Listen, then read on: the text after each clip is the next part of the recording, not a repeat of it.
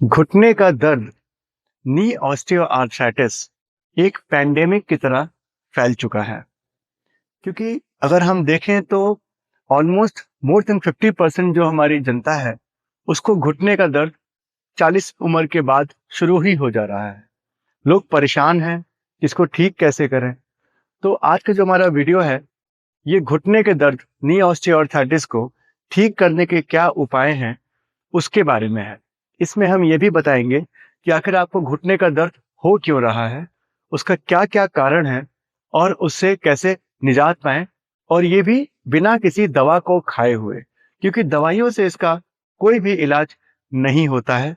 दवाइयाँ सिर्फ आपके दर्द को कम करती हैं और जब दवाइयाँ आप बंद करते हैं तो फिर से दर्द वैसे ही हो जाता है।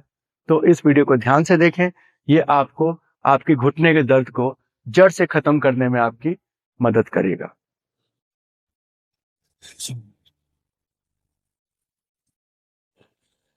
नमस्कार दोस्तों, मैं हूं डॉक्टर नीरज श्रीवास्तव। मैं एक आर्थ्रोस्कोपी और स्पोर्ट्स इंजरी और जॉइंट सर्जन हूं। मैं स्कोपी क्लिनिक वाराणसी का डायरेक्टर हूं और वहां पर प्रैक्टिस करता हूं। तो देखिए, अगर इस समय हम ऑर्थोपेडिक्स की अपनी ओपीडी देखें तो सबसे अधिक पेशेंट जो हमारे पास आते हैं वो घुटने के दर्द को लेकर के आते हैं। और उम्र बढ़ जाने के बाद तो ये एक आम समस्या है कि ऑलमोस्ट जो हमारे 90% जो हमारे बुजुर्ग लोग हैं, जिनको कि मैं बोलूं जो 60 के बाद वाले जो लोग हैं, खासतौर से जो कि महिलाएं हैं, तो ऑलमोस्ट 90% महिलाओं को घुटने के दर्द की समस्या है। वो इससे परेशान है, इससे जूझ रही हैं और इसका कोई भी इलाज उनको नहीं मिल पा रहा है। तो पहले मैं आपको ये बताऊं कि ये घुटना जो हमारा होता है, उस जोड़ की जो एनाटमी होती है उसके बारे में कुछ आपको मैं आज बताऊंगा पहले कि आखिर ये जोड़ होता कैसे है। तो देखिए, ये जो हमारा घुटना है ना, वो ऐसा दिखता है। अगर हम अपने चमड़े को हटाएंगे तो घुटना ऐसा दिखता है।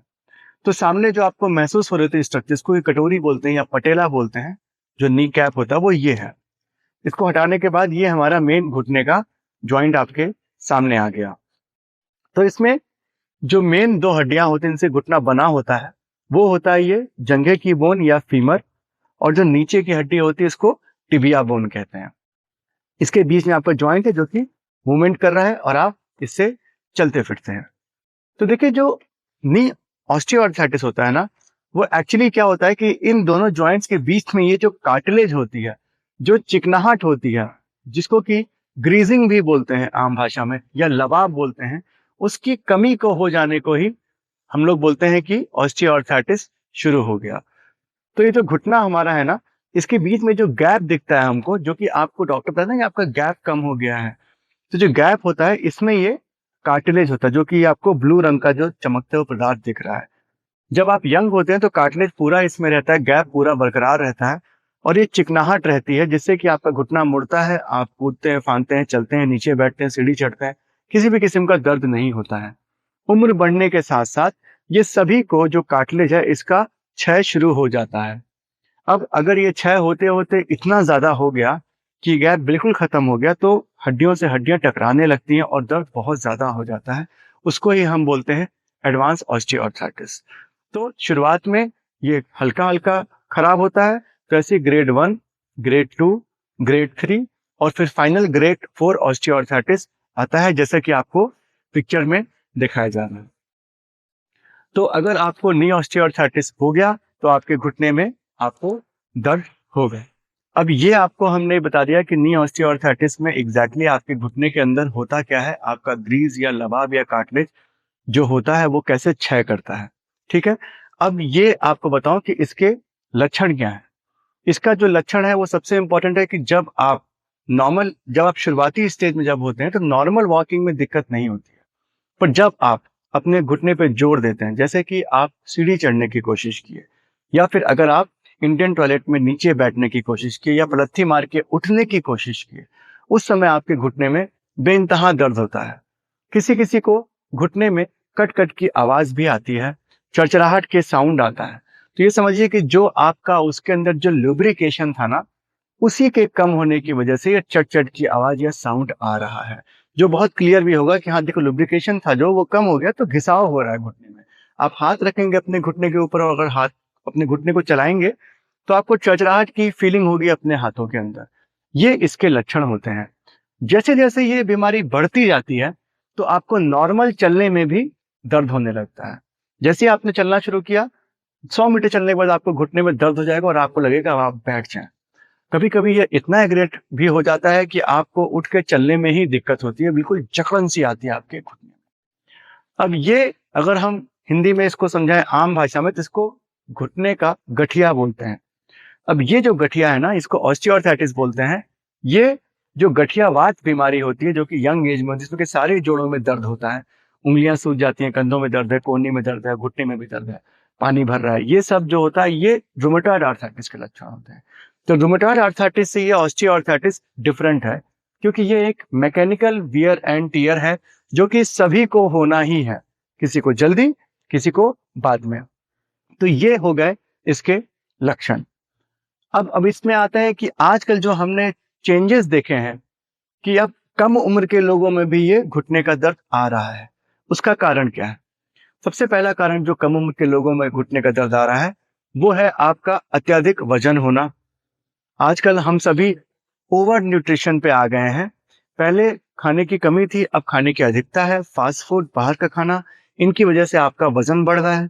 जब वजन बढ़ रहा है तो वो सारा वजन आपके घुटने ले रहे हैं, तो जो उसकी लाइफ एक्सपेक्टेंसी थी वो कम हो रही है, समय से पहले ही उसमें दर्द आ जा रहा है। दूसरा एक कारण जो हुआ जल्दी होने का, वो ये हुआ कि जो आपकी एक्सरसाइजिंग है वो कम हो गई। तो एक्सरसाइज से हमारा मतलब ये नहीं है कि जो आप जिम में जाके एक्सरसाइज करते हैं वो ही। देखिए पहले के जमाने में क्या था कि हम ज्यादा से ज्यादा पैदल चला करते थे और साइकिल चलाया करते थे। अभी क्या है, हमको जरा सा भी चलना होता है तो हम उसको चल ना करके या तो बाइक पे चल जाते हैं या फोर व्हीलर ले लेते हैं। उसकी वजह से क्या है, जो हमारी मसल्स हैं वो कमजोर हो गई हैं। ठीक है, जब हमको स्टेयर्स केस चढ़ने को मिलता है उसको छोड़ करके हम लिफ्ट लेते हैं, तो उससे हमारे घुटने की जो मसल्स है वो वीक हो जाती हैं। दिमाग में ये रखना है कि जब घुटना खराब होता है तो सीढ़ी चढ़ने में दर्द होता है, लेकिन जब आपका घुटना सही है तो सीढ़ी चढ़ने से उसमें डैमेज नहीं होना है, उससे आपकी मसल्स स्ट्रांग होंगी। सीढ़ी चढ़ना भी एक क्वाड्रिसेप्स की बहुत अच्छी एक्सरसाइज है। क्वाड्रिसेप्स जो आपकी जंघा की मसल होती है, जो कि इस मॉडल में अगर आप देखेंगे तो ये मसल है आपकी, जो घुटने के आगे की जंघा की मसल होती है। अगर ये मसल आपकी वीक हुई तो आपको ऑस्टियोआर्थराइटिस और भी ज्यादा परेशान करेगा। तो आपकी मसल की वीकनेस, आपका वजन का बढ़ना, ये दो मेजर कारण है आजकल कम उम्र के लोगों में घुटने का दर्द होने की वजह से। तीसरा एक ये भी है कि हड्डियों में कमजोरी, वो भी खान पान से और एक्सरसाइज कम करने से ही होता है। महिलाओं में ये ज्यादा देखा गया है। उसके भी कारण क्या है कि आपका जो कार्टिलेज है वो वीक होता है, जो आपकी बोन्स है वो वीक होती हैं, और ओबेसिटी या अधिक वजन की भी जो प्रॉब्लम है वो महिलाओं में ज्यादा देखी गई है पुरुषों की तुलना में। तो ये हो गए ऑस्टियोआर्थराइटिस के जल्दी होने के कारण। एक और कारण जो कि ऑस्टियोआर्थराइटिस का होता है वो होता है जेनेटिक प्रीडिस्पोजिशन। किसी किसी में क्या होता है कि जेनेटिकली ही उनमें ऐसा होता है कि वो जल्दी ही ऑस्टियोआर्थराइटिस होगा। तो देखिए ये तो आपके हाथ में नहीं है, बट वजन और एक्सरसाइज बिल्कुल आपके हाथ में है। अब आते हैं हम इसके इलाज पर। देखिए आप किसी भी डॉक्टर के पास जाएंगे वो आपको दर्द का दवा देगा, जिससे आपका सूजन और इन्फ्लेमेशन कम होगा और आपका पेन कम होगा। बट ये सिर्फ शॉर्ट टर्म के लिए ही लेना चाहिए, लॉन्ग टर्म पे लेने में इससे और भी नुकसान हो सकते हैं। अब ये दर्द की दवा आपको एलोपैथिक डॉक्टर भी दे सकता है, आयुर्वेदिक डॉक्टर भी दे सकता है और होम्योपैथिक डॉक्टर भी दे सकता है, और कुछ लोग स्टेरॉइड्स भी देते हैं। तो सारी पद्धतियों में स्टेरॉइड और दर्द की दवाइयां मौजूद हैं। तो ये बिल्कुल मत सोचिएगा कि लॉन्ग टर्म किसी भी दवा को लेकर के आप इस दर्द को कम करके चल सकते हैं, क्योंकि लॉन्ग टर्म में इन दवाइयों को लेने से आपका जो किडनी है वो खराब होने का डर होता है, जो आपका लीवर है उसमें सूजन आ सकती है और आपको और भी प्रॉब्लम्स हो सकते हैं, जैसे आपको शुगर या बीपी हो जाए इन दवाइयों को लगातार लेने से। तो अगर आप मुझसे पूछेंगे तो कोई भी ऐसी दवा नहीं बनी है जो कि आपके ऑस्टियोआर्थराइटिस को रिवर्स कर सके या आपके कार्टिलेज को रीग्रो कर सके। थोड़े बहुत न्यूट्रास्यूटिकल जो फूड सप्लीमेंट हैं, जैसे कि कोलेजन पेप्टाइड, ये सब जो हम लोग देते हैं, या ग्लूकोसामिन जो आपको हम देते हैं, तो ये कुछ रॉ मटेरियल्स हैं जो कि आपके घुटने के कार्टिलेज को ग्रो करने में हेल्प करते हैं। बट ये बिल्कुल मत सोचिएगा कि इनको खाने से आपका डिजीज रिवर्स हो जाएगा। आपका डिजीज सही तभी होगा जब आप सही तरीके से एक्सरसाइज करेंगे। एक और जो बहुत बड़ी भ्रांति है कि अगर हम इनएक्टिव होकर के रेस्ट करेंगे तो हमारा ऑस्टियोआर्थराइटिस रिवर्स हो जाएगा या ठीक हो जाएगा, इससे दोस्तों ठीक उल्टा होता है, क्योंकि अगर आप एक्सरसाइज करेंगे, आप एक्टिव रहेंगे, तो आपका इन्फ्लेमेशन धीरे धीरे कम होगा। अगर आपको ऑस्टियोआर्थराइटिस, आप ये फील भी करेंगे कि जब आप बिस्तर से उठ के चलना शुरू करते हैं, तो शुरुआत के 10 कदम आप लंगड़ाते हैं, उसके बाद आपका लंगड़ाहट कम होने लगता है, क्योंकि आपके मसल्स की टोन बढ़ती है। ऐसा शोध में पाया गया है कि अगर आप आइसोमेट्रिक नी एक्सरसाइजेस को अच्छे से करते हैं, तो आपके सैनेबल फ्लूइड भी बढ़ता है। तो एक्सरसाइज एक बहुत इंपॉर्टेंट पार्ट है। इस बीमारी को अगर आपको ठीक करना है, तो सिर्फ और सिर्फ एक्सरसाइज ही एक तरीका है जिससे कि आप इसको ठीक कर सकते हैं। दूसरा जो आपको मैंने पॉजिटिव फैक्टर्स में भी बताया कि अपने वजन को नियंत्रित करना।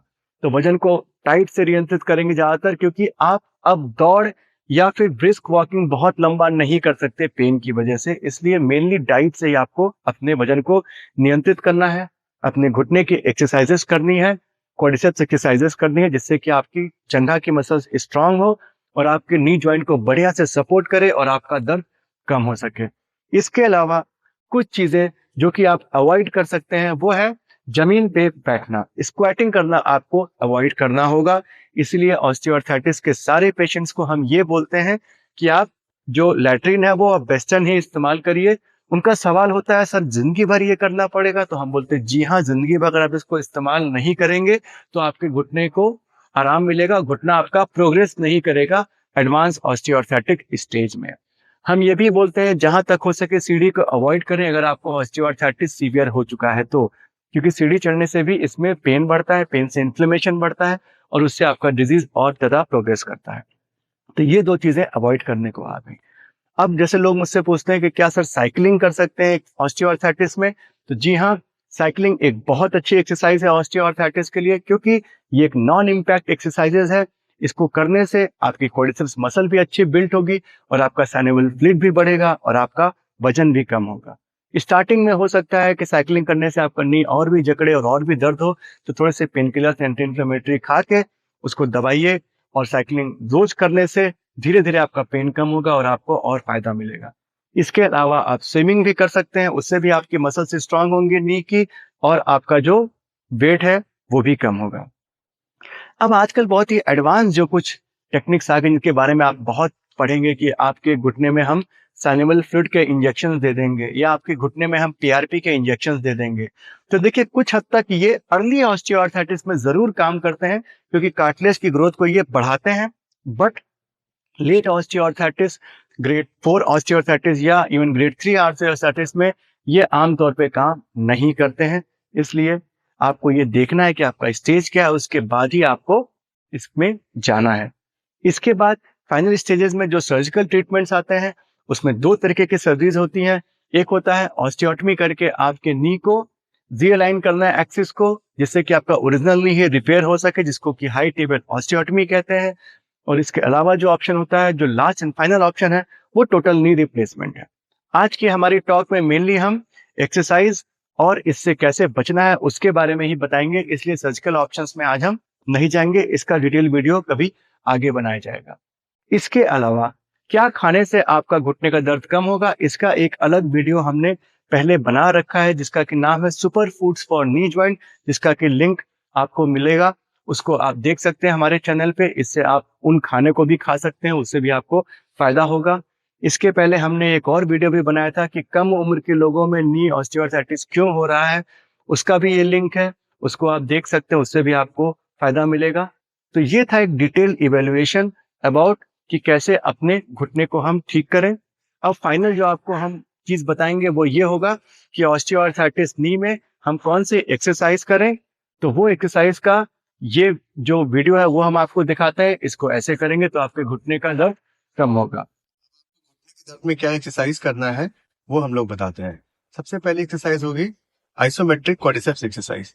तो इसमें पहले तौलिए का आप एक रोल बना लेंगे, उसको अपने घुटने के नीचे रख लेंगे।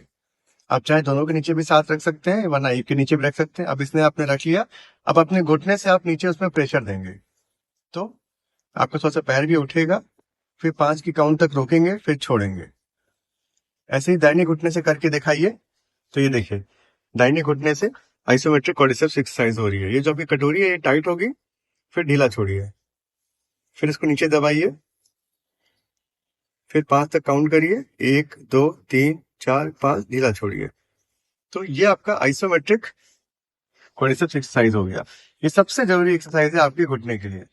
अब दूसरी एक्सरसाइज क्या है, अपना रोल हटाएंगे और फिर दोनों पाँव को सीधा करेंगे, अपने पंजों को ऊपर नीचे करेंगे और घुटने को भी टाइट रखेंगे। फिर नीचे करिए, फिर ऊपर करिए, फिर नीचे करिए। जितना ऊपर जाए और जितना नीचे जाए उतना करना है, और नीचे ले जाए इसको, ठीक है। फिर ऊपर करें, फिर और नीचे करें। ये आपकी काफ पंप एक्सरसाइज हो गई। अगर इन दोनों घुटने के एक्सरसाइजेस को करेंगे तो आपके घुटने का दर्द पूरी तरीके से ठीक हो जाएगा। इसको सुबह शाम करें, कम से कम 20-20 मिनट। सबसे जरूरी है आइसोमेट्रिक क्वाड्रिसेप्स जो पहले सिखाई गई थी, दूसरा है ये काफ पंप। ये एक्सरसाइज सिटिंग एसएलआर है। इस पर पैर सीधा करके 5 से 10 तक काउंट करना है, पंजों को ऊपर खींच करके, और फिर धीरे धीरे नीचे करना है। फिर से पूरा सीधा करना है, पंजा ऊपर खींचना है, 5 से 10 तक जितना आपका हिम्मत उतना काउंट करिए, फिर पंजे को नीचे कर लीजिए। ये सिटिंग एसएलआर, ये सबसे इंपॉर्टेंट एक्सरसाइज है आपकी स्ट्रेंथ डेवलप करने की। इसके बाद भी अगर आपका कोई क्वेरी है तो हमसे आप कमेंट सेक्शन में लिख के पूछ सकते हैं, आपको हम रिप्लाई करेंगे। अपने घुटने का ध्यान रखिए, अपना ख्याल रखिए।